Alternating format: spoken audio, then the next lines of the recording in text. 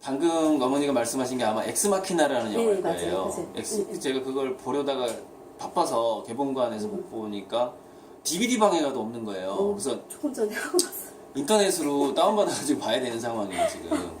너무 영화가 없는 거예요. 그래서 그게 그 엑스마키나에서 바로 그 방금 하신 말씀이 뭐냐면 감정이라는 것은 다분히 이 생화학적인 우리 몸에서의 호르몬이나 무슨 신경 전달 물질이나 물질의 변화예요. 우리 인간이 느끼는 감정은. 근데 지금 현재 인공지능이 생각하는 건 뭐냐면 단지 이거예요. 그 우리 몸속에서 일어나는 호르몬의 변화까지도 다 알고 있다는 거죠, 인공지능이. 그러니까 무슨 얘기냐면 인공지능이 만약에 슬픈 표정을 지어야 되고 뭔가 슬픈 사람한테 내가 상담을 해줘야 돼.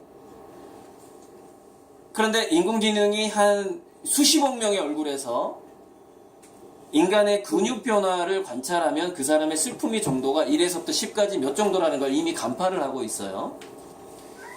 그래서 어떤 사람을 딱 봤어요. 근데 인공지능이 그 사람의 모든 사생활을 이미 또 알고 있어요. 다 연결되어 있으니까. 그래서 남편이 현재 회사에서 어떤 상황인지 다 알고 있어요. 다 계산이 되죠. 가장 정확한 상담을 해줄 수 있다는 겁니다. 그 상대방이 원하는 어떤 우리 인간은 거울 유론이라는 게 있어요. 그래서 슬픈 일이나 뭐 상대방이 좌절을 당한 일이 있으면은 우리 표정이 그렇게 바뀌어요. 특히 이제 카페에서 얘기 나누는 그 어머님들 표정을 보면 다 비슷하잖아요.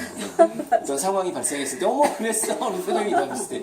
그게 거울 유론이 하는 역할인데 인공지능은 인간의 거울 유론을 정확하게 파악할 거라는 것이죠. 그래서 보통 인간들이 공감을 하면서 지어주는 표정보다 더 기가 막히게 그 사람을 공감해주는 표정을 지을 거란 얘기예요. 인공 얼굴 근육을 사용해서. 그러면 인간은 어떻게 되죠? 인공지능하고 사랑에 빠질 수밖에 없다는 거죠. 그 주인공이 빠지더라고요. 사랑에 빠질 수밖에 없다는 거죠. 무슨 얘기냐면 인간의 감정이라는 게 그렇게 복잡한 데이터가 아니라는 거예요. 마찬가지로 인간의 신체도 복잡한 데이터가 아니에요. 인공지능이 봤을 때는 허접한 거야. 아니 뭐 간단한데 이거예요. 인공지능이 봤을 때 인간의 신체에서 이 생화학적인 작용이라는 게. 자, 이게 뭘 의미하는 거죠? 머지않아 의사가 전부 실업자가 된다는 걸 의미합니다. 왜? 인간의 신체가 인공지능이 봤을 때는 간단하기 때문에. 그럼 무슨 얘기예요? 수술, 약물 치료 다 간단한 거예요. 병원은 끝나는 거죠. 그래서 지금 중국의 상류층들은 자기 자식을 의대에 보내지 않습니다. 안 보내요. 15년, 20년에 끝나니까. 지금 고등학생도 안 보내는데 지금 초등학교, 중학생을 보내서 뭐 하냐는 거예요. 완벽하게 끝날 텐데. 미래 사회는 나쁜 사람 자체가 아예 없어요. 예방의학이 거의 10년, 20년 전에 질병을 다 예측해버립니다. 없어요. 뭐만 있을까요? 사고사가 있겠죠. 급작스러운 사고사에서 외과 수술이 필요할 수가 있겠죠. 그죠? 그러니까 병원에서 뭐가 남을 것이냐를 잘 생각해 봐야 돼요. 여러 그 중에서 성형외과는 좀 오래 갈라나? 성형외과, 그죠? 믿죠. 조금 오래 갈 수 있어요. 얼굴 고치는 거는. 그래서 대거 몰렸죠. 대거. 의대에서 공부 잘하는 애들이 다 성형으로. 그거는 그쪽이 돈을 많이 벌기 때문도 있지만, 장기적으로 봤을 때 그나마 생존 가능성이 높다는 거죠. 그 의과대학의 전공 분야 중에서. 또 몰린 데가 어디죠? 심리, 정신과. 네. 정신적으로 멘붕된 사람들이 많으니까. 그러니까 성형외과하고 정신과로 많이 몰리게 되는 거죠. 다 트렌드를 보고 있어요. 사람들이 그 트렌드를 알고 있고. 자, 이걸 넘어가기 전에 그래서 앞으로 심리학에서 그런 게 있거든요. 말기암 환자의 5단계 심리라는 게 있습니다. 말기암에 걸린 환자의 5단계 심리. 부정, 분노, 타협, 절망, 수용이에요. 이게 앞으로 중진국 이상의 모든 학부모와 자녀들이 맞게 될 상황입니다. 뭐가 비슷할까요? 인공지능 로봇이 과연 인간을 능가하느냐 마느냐를 지금 논란거리죠? 저는 100% 능가한다고 봐요. 그러면 뭐냐면은 대다수의 인간들은 좌절감을 맛보겠죠. 뭐 이세돌도 좌절감을 맛봤는데 이세돌 IQ 156도 좌절감을 맛봤는데 지금 자기 형보다 더 훨씬 영리했다는 거 아닙니까? 자기 형이 서울대 컴퓨터공학과 갔잖아요. 근데 그 서울대 간 형보다 훨씬 영리했던 이세돌이 좌절을 맛봤잖아요. 그죠? 그럼 앞으로 좌절을 맛볼 수 있는 인간은 거의 99%라고 보면 돼요. 그게 뭐냐? 지금 현재 어떤 상태죠? 그게 현재 부정의 상태. 부정. 자, 일자리가 본격적으로 뺏기기 시작하는 언제부터 인간들은 분노하기 시작할까요? 언제부터? 제가 실업 도표를 하나 보여드릴게요. 이게 앞으로 닥치게 될 실업 도표입니다. 2016년이 10% 정도가 우리나라의 실업률이에요. 그럼 2025년쯤 되면 20%가 될 거예요, 이게. 근데 문제는 그 다음이죠. 네. 왜 그럴까요? 2025년에 도대체 무슨 일이 생기기 때문에 갑자기 실업률이 올라갈까요? 인공지능 로봇 가격이 다운돼 버립니다. 가격이 싸져버려요. 즉, 지금은 거대한 대기업 사장만 인공지능 로봇을 살 수가 있어요. 금융권이나. 근데 2025년 이후가 되면 중소기업 사장이 인공지능 로봇을 살 수가 있어요. 그럼 실업률이 이렇게 올라가 버립니다. 네. 궁극적으로 저는 99.9%에 도달한다고 봐요. 인간의 실업률이. 2100년까지. 그냥 이게 기정사실이라고 생각하고 자녀 교육에 대비하시라는 게 제 주장이고, 또 제가 교육청에 가서 우리 한국의 미래 교육을 어떻게 바꿔야 될 것이냐도 이 실업률에 핵심이 있는 거예요. 99.9%까지 간다. 그래서 잠시 이제 이거는 이 도표가 지금 안 나와요. 그 PPT에. 그래서 잠시 보여드렸고, 이게 이제 유엔 미래 보고서 2050에 나오는 내용인데, 유엔 미래 보고서 2050에는 이 커브가 나오지는 않아요. 근데 이 커브는 제가 이제 그동안 공부한 거를 바탕으로 해서 제가 다시 재조합한 거예요. 이렇게. 지금은 완만하지만 갑자기 급격하게 실업자가 많아지는 때가 온다는 거죠. 근데 2030년경이 되면은, 자, 2030년경이 어느 때냐면 실업률 50%에 도달하는 정도거든요. 그러니까 노는 애들이 그냥 노는 사람이 50%가 되는 거예요. 여러분 지금 이거 착각하시면 안 됩니다. 지금 현재 가정주부는 실업자로 분류될까요? 아니면은 취업자로 분류될까요? 네, 취업자로 분류되어 있습니다. 네. 그러니까 세금은 내지 않지만 뭔가 생산적인 일을 하는 사람으로 봅니다. 네, 취업자예요. 그러니까 무슨 얘기냐? 지금 현재 가정주부가 취업한 걸로 인식을 하고 있다는 얘기는 실질 실업률이 지금 10%가 아닐 수 있다는 것이죠. 그죠? 거기다 최소한 한 40%를 더 해야 되겠죠. 자, 그러면은 2030년경이 되면 그때 이미 무슨 얘기냐면 대다수의 사람들은 지금 가정주부처럼 살게 될 거라는 걸 의미합니다. 밖에서 불러주는 데가 없으니까. 그래서 제가 그걸 유독 강조하는지 몰라요. 애들한테 요리 교육을 반드시 시켜요. 요리 교육. 그래서 애가 5살만 되면 부엌에서 엄마가 요리하지 말고 요리 주도권을 애한테 넘겨라 그냥. 그 레시피는 패드, 모니터에서 그 요리사가 하는 요리를 애들이 따라하게 해라. 이거는 굉장한 안전장치입니다. 실업자가 됐을 때, 특히 남자애들은 더해요. 실업자가 됐을 때 굉장히 중요한 게 요리예요. 요리 실력. 이게 왜 중요하냐? 이 지구상에 직장이 없었을 때, 직장이라는 개념이 없었을 때 대다수의 사람들은 어떻게 살았을까요? 잠시만. 이것부터 마무리하고 넘어갈게요. 자, 분노는 언제쯤 터질까요? 지금은 사람들이 인공지능 로봇에 대해서 부정하고 있고요. 분노는 2020년쯤 지나면 25년이 되면은 전 세계적으로 분노하게 됩니다. 그럼 이제 러다이트 운동 같은 게 일어나게 됐죠. 신기술을 몰아내자라는 운동이. 인공지능 로봇이 우리 직장에는 못 들어오게 해라. 뭐 이런 데모 같은 게 막 일어나는 확률이 많죠. 2025년쯤 되면. 근데 사주나 이사들은 그 노동자를 다 자르겠죠. 왜 그럴까요? 비용이 인공지능 로봇이 전 세계적으로 퍼지게 되면, 자 보세요, 이겁니다. 자, 금융권에서 얼마 전에, 거의 한 1년 전일 거예요, 영국의 한 금융회사가 500명을 한꺼번에 잘랐어요. 왜 잘랐느냐? 인공지능 로봇이 투자 분석을 하는 게 뛰어난 인간 2만 명분을 합니다. 그거 하나가. 쓸데없이 월급을 줄 이유가 전혀 없는 거예요. 얘가 2만 명분을 일을 하는데 안 자를 수가 없는 겁니다. 또 하나 뭐냐? 인간은 분석을 잘못해요. 실수를. 내 돈을 날려. 돈을 투자한 사람의 입장에서는 어떻게 얘기해? 야, 인간들 나 안 자를 거야? 너 인간들 안 자르면 나 니네 회사에 있는 돈 다 빼버릴 거야? 1,000억 한꺼번에 빼버린다? 그럼 얼마나 불안해요. 그 투자사 입장에서는. 알겠습니다. 인간들을 전부 모조리 자르겠습니다. 그죠? 1,000억, 2,000억씩 빼간다고 만약에 협박해봐요. 돈 있는 사람들. 안 자르고 배겨요?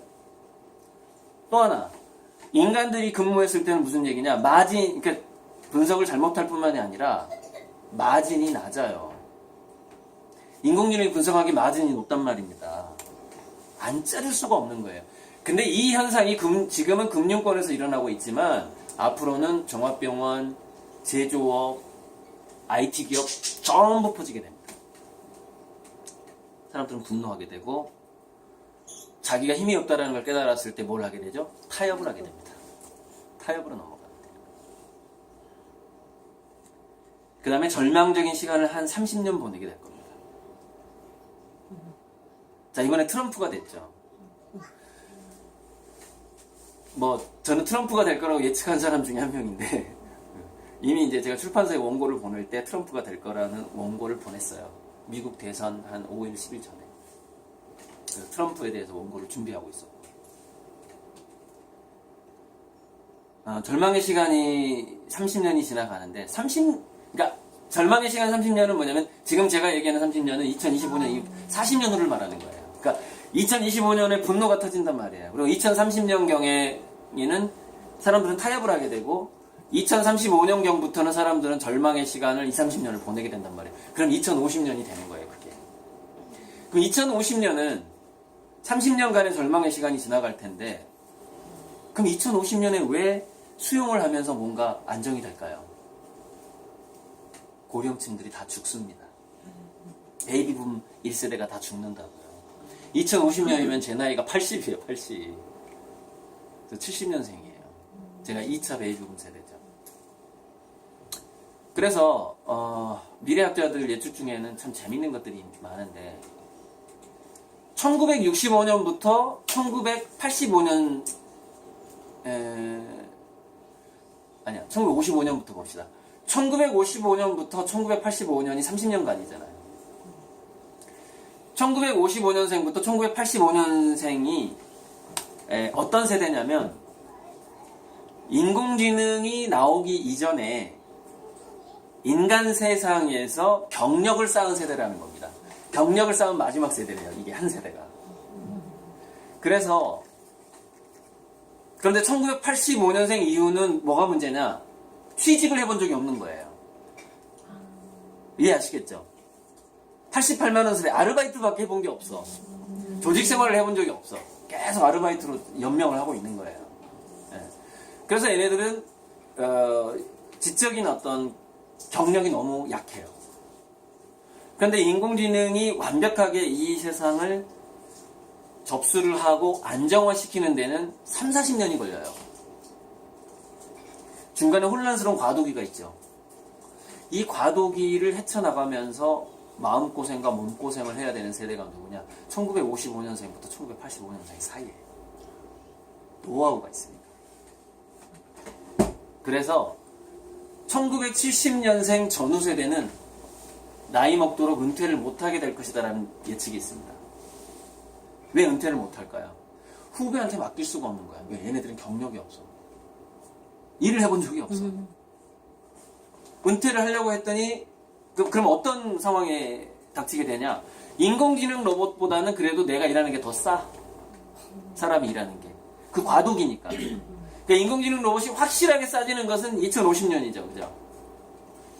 그러면 2030년, 2020년부터 2050년 30년간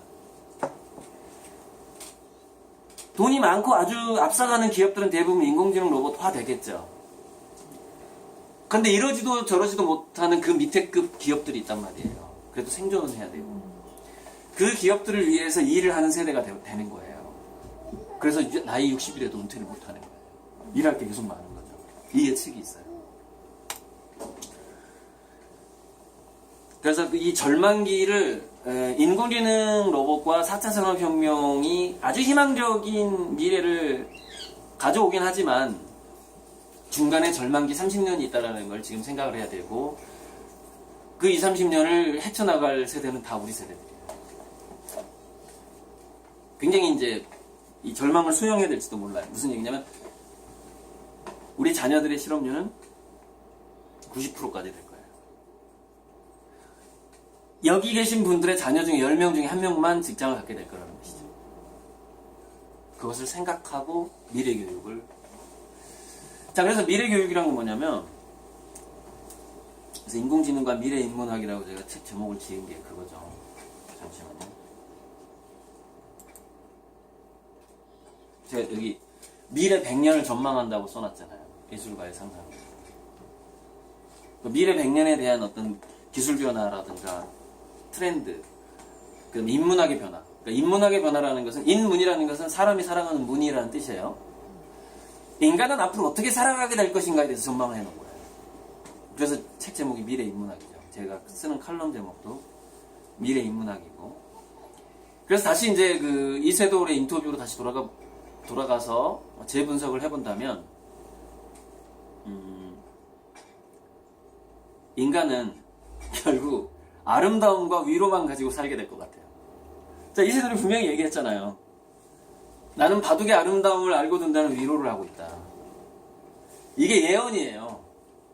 이세돌이 이렇게 얘기하는 거랑 똑같아요. 미래 인간은 나름대로의 아름다움을 추구하면서 위로하면서 살 것이다. 땡.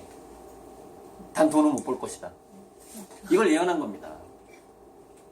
그래서 지금 아까 그 얘기하다가 제가 넘어가 버렸는데 직장이라는 것이 직업이라는 것이 이 지구상에 들어오기 전에 원시 부족 사회를 한번 생각해 보자고요.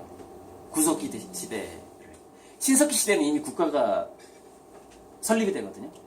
그때부터 직장이 생겨요. 용병이 생기고 신석기 시대는 그게 그 전이 구석기 시대예요. 자, 구석기 시대에 사람들이 어떻게 살았을지를 상상을 해보세요. 왜 그걸 상상해야 될까요? 앞으로 인간이 그렇게 살게 되기 때문에. 자, 구석기 시대는 이렇게 살았습니다. 인간이요, 인간 관계를 처리할 수 있는 두뇌의 그 한계치가 있어요. 그게 평균 150명이에요. 150명.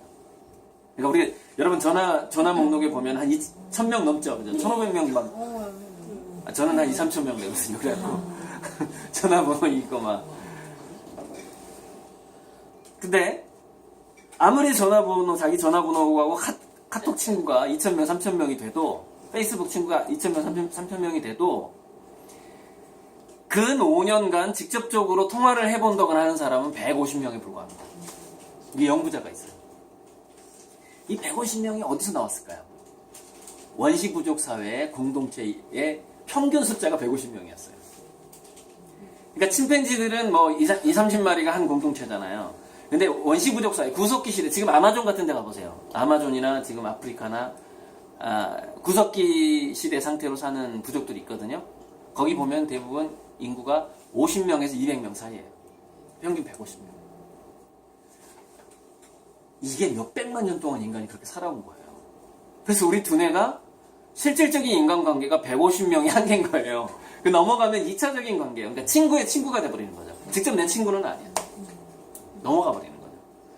그리고 또 하나 또 재밌는 게 뭐냐면 한 인간이 머릿속으로 친밀한 관계를 가질 수 있는 또 한계치가 있어요. 그게 8명이 돼요. 8명. 얼굴 맞대고, 이게. 그래서 그 조직을 옛날에 군대 조직이나 그 정부 조직을 보면은요, 항상 신하를 한 8명에서 10명을 둡니다.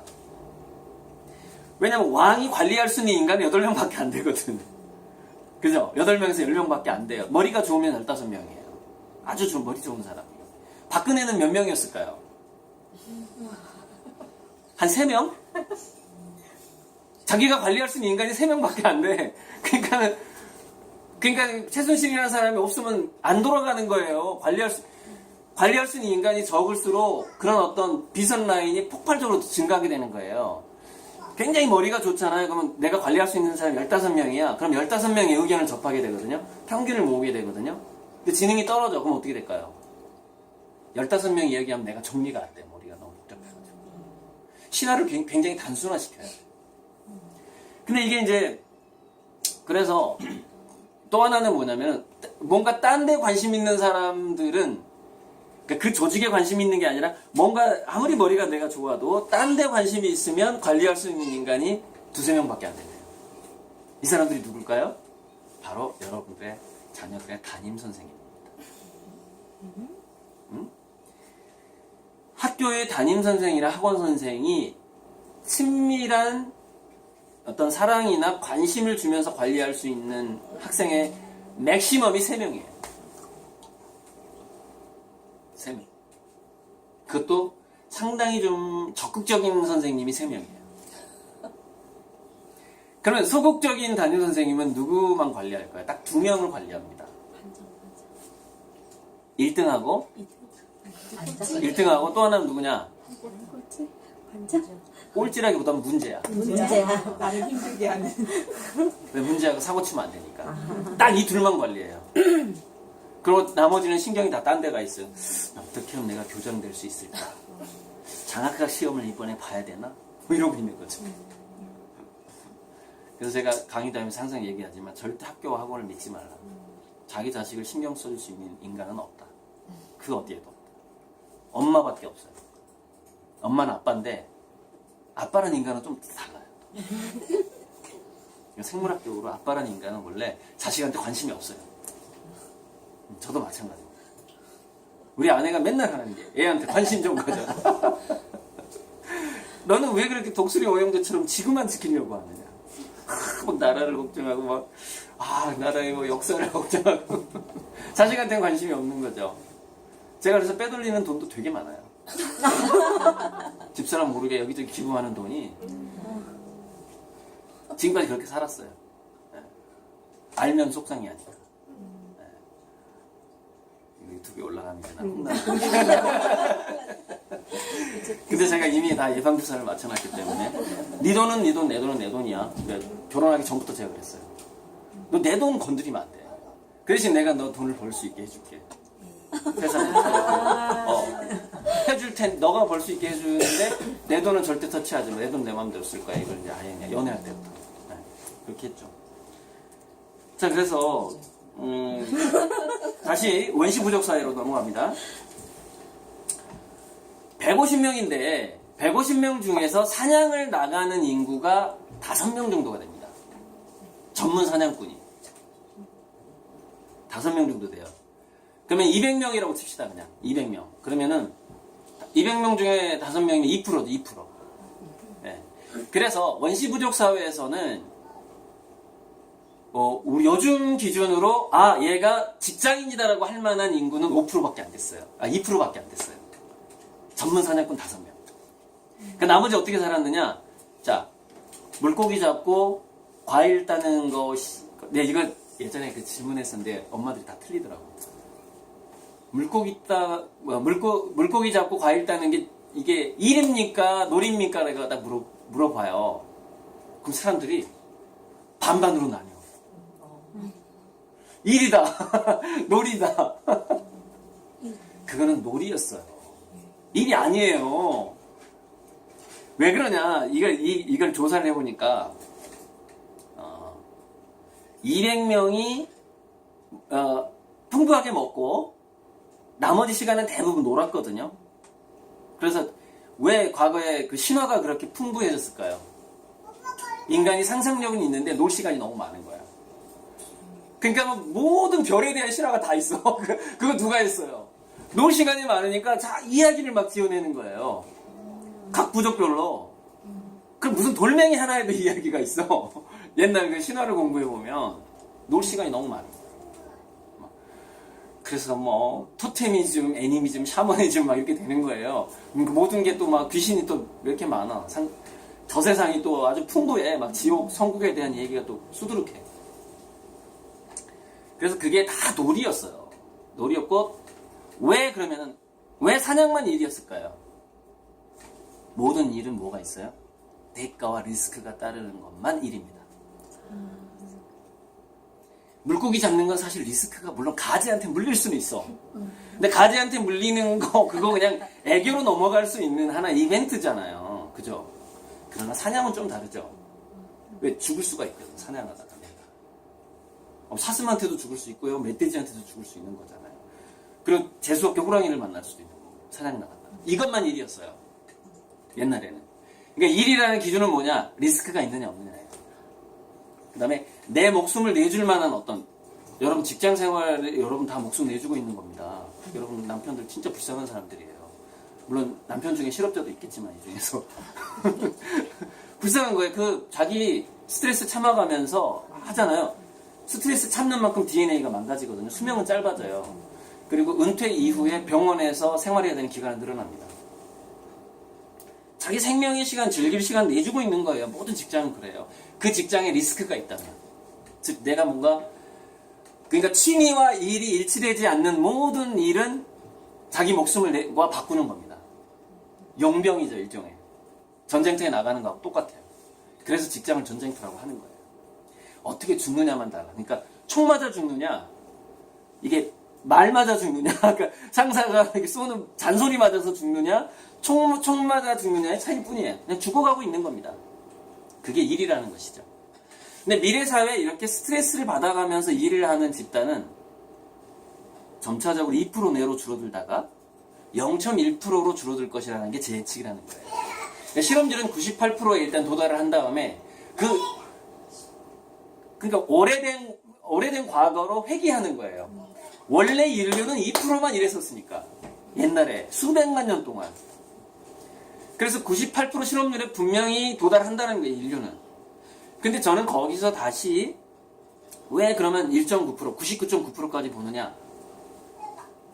인간보다 더 영리한 존재가 나와버린 거예요. 인간보다 더 사냥을 잘하는 존재가 나와버린 거예요. 그럼 마지막에 남는 0.1%는 결국 누구만 남죠? 또라이만 남습니다. 기존의 관습을 깰 만큼 상상력이 좋은 애만 남아요. 바로 이 경향성을 지금 깨달아야 된다는 겁니다. 이 경향성을. 그래서 조희영 교육감이 그래서 이 교육감이 지금 미래 교육을 서울시 전체 교육청에 지금 빨리 연구하라고 한 거 아니에요. AI 시대 교육의 길에 대해서 조희영 교육감하고 디지털 연구소 소장하고 대담을 했단 말이야. 하자센터에서 얼마 전에, 한 일주일 전이야, 이게. 결론이 뭐냐? 앞으로의 교육은 인간은 새로운 질문을 하는 것만 남는다는 거예요. 인간한테는. 나머지는 전부 인공지능한테 넘어간다는 거죠. 새로운 질문이 뭐예요?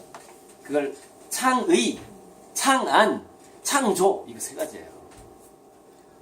창안을 할 수 있는가? 생각을 만들어낼 수 있는가? 창의, 어떤 뜻을 만들어낼 수 있는가? 창의와 창안은 자동적으로 질문입니다. 왜? 그게 맞는지 모르잖아요. 과거에 누가 해본 적이 없으니까. 그러니까 질문을 하게 돼, 주변에. 야, 내가 이런 새로운 거를 생각을 했는데 이게 맞을까? 될까? 네. 계속해서 아이들의 두뇌를 그렇게 돌아가게끔 하는 환경이란 과연 어떤 환경인가가 미래 교육의 기반이 돼야 되는 것이죠. 그런데, 자, 또 하나 절망적인 게 있습니다. 잠시만.